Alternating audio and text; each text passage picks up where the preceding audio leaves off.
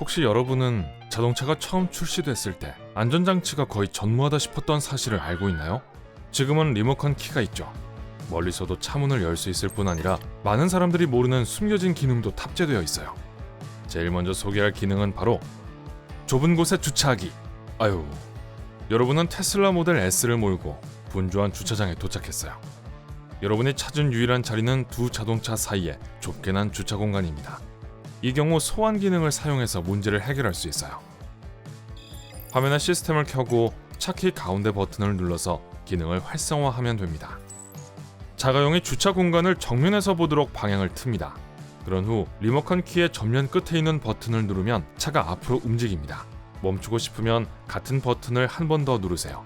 살짝 후진하고 싶다면 리모컨 키 전면 위쪽을 누르세요.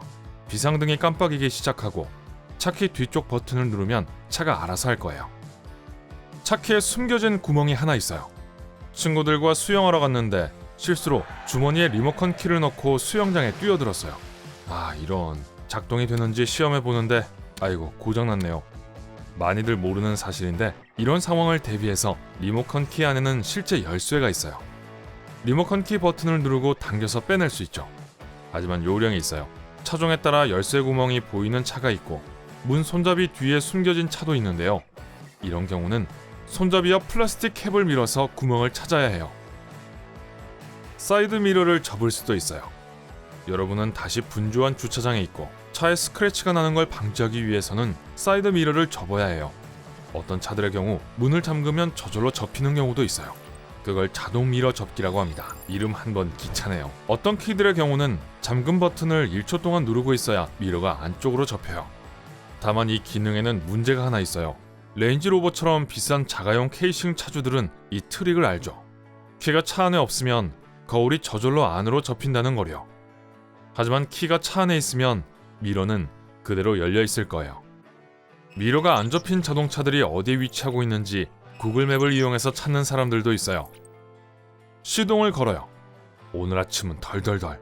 너무 추워서 출근하기 전 차를 예열하고 싶어요. 버튼을 누르는 것만으로 충분히 할 수 있어요. 보통은 휜 화살 모양을 하고 있는 버튼이에요. 예전이었다면 이 요령은 위험했을 거예요. 키가 점화 장치에 꽂혀 있고 시동이 걸려 있는 걸 누가 보고 바로 타서 단숨에 달아나 버릴 수 있었으니까요.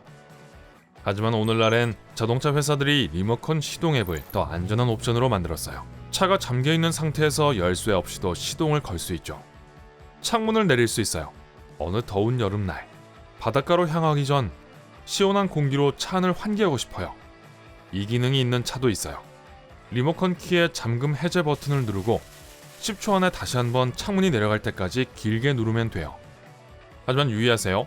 이 버튼이 모든 차키에 표시된 건 아니에요. 어떤 버튼을 단계별로 또 얼마나 오랫동안 눌러야 하는지 아셔야 합니다. 트렁크를 열 수 있어요. 이건 좀 복잡한데요. 예전에는 트렁크를 열려면 트렁크에 있는 열쇠 구멍에 열쇠를 넣어서 열었죠. 요새 신종 차들은 버튼을 눌러 열 수 있어요. 이게 최신 기능은 아닐지라도 키리스 엔트리 차량들엔 장점이 있어요. 차문이 잠겨 있는데 트렁크 안에 실수로 차키를 떨어뜨리고 닫아도 열 수 있다는 거예요. 어때요? 해결됐죠? 스마트 키를 거리 측정기로 사용할 수도 있어요. 키가 차와 46cm 안에 있으면 자동차가 키를 인지하고 문을 열 거예요. 거의 모든 차의 번호판 바로 위에 이 버튼이 있는데 여기에 없다면 손잡이 뒤에 있을 거예요. 여러분을 보호할 거예요. 잠을 자려고 누워있고 침대 옆 테이블 위에 열쇠를 올려두었어요. 그러다가 차고에서 나는 이상한 소리에 갑자기 잠에서 깼어요. 이때 키를 이용해서 대처할 수 있어요. 거의 모든 키에는 패닉 버튼이 있어요. 누르면 차 경적이 울리고 헤드라이트와 테일라이트 조명이 켜집니다. 큰 소리가 나면 집 주변에 사람들이 볼 거고 주범은 놀라서 도망칠 거예요. 좌석을 조절할 수 있어요. 회사에서 단 몇 명에게만 이용을 승인한 좋은 차를 대여받았다고 상상해보세요. 매번 그 차를 이용할 때마다 좌석을 여러분이 편한 위치로 조절해야 하죠. GMC를 비롯한 몇몇 제조업체들의 경우 이용자가 좋아하는 좌석 위치를 키가 기억하도록 할 수 있어요. 각 리모컨 키에는 다른 숫자가 입력되어 있어서 여러분이 차에 타면 저절로 누가 탔는지 차가 인식할 수 있어요. 이렇듯 차 키는 우리 삶을 편리하게 해줬지만 주의해야 할 부분도 있어요.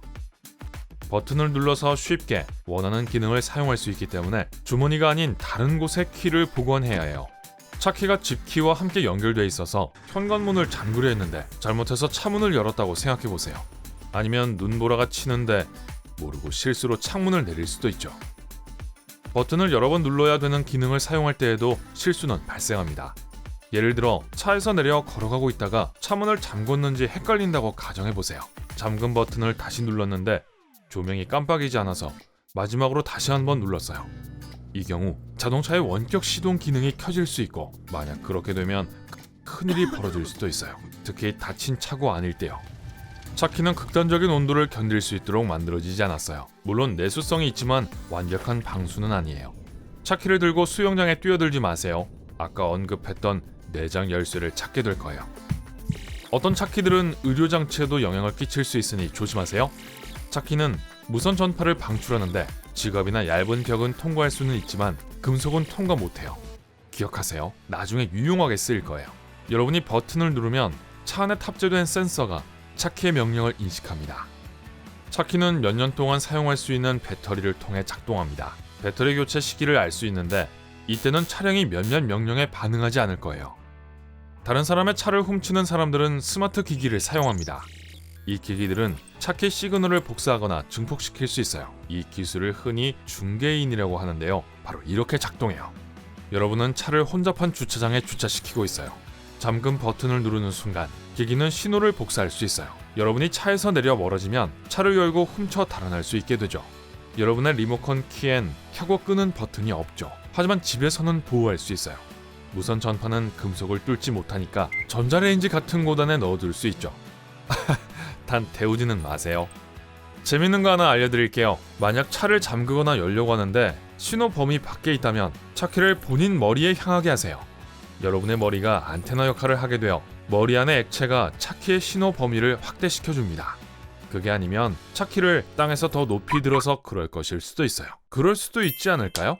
오늘 새로운 것을 배웠다면 이 영상에 좋아요를 주고 친구와 공유하세요. 여기 여러분이 좋아할 만한 다른 멋진 비디오들이 있습니다. 왼쪽 또는 오른쪽을 선택하고 삶의 밝은 면에 머무르세요.